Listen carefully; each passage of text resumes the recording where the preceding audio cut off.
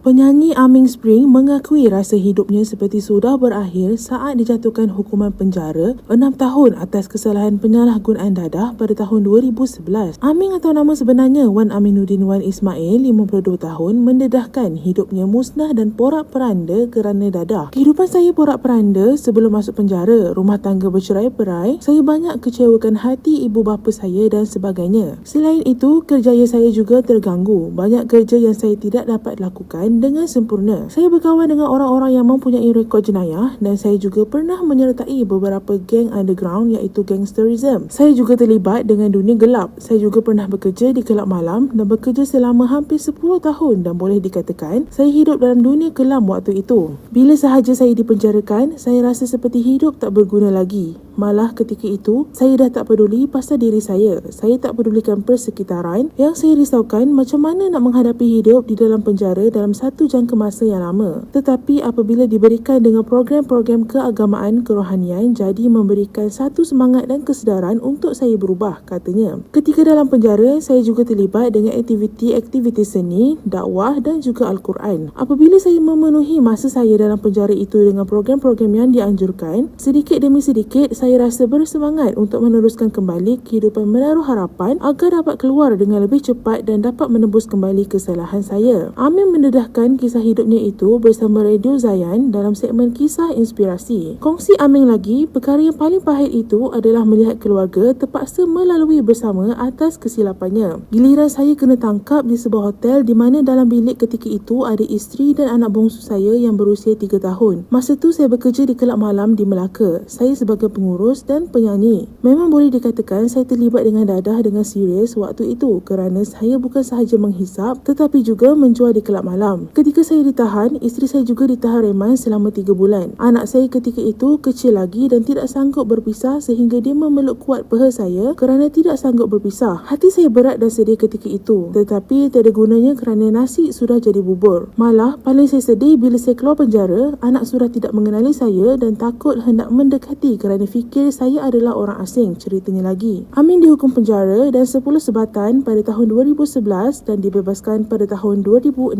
Semoga kisah Aming ini menjadi iktibar dan inspirasi kepada mereka di luar sana untuk kembali ke jalan yang benar dan diridai Allah.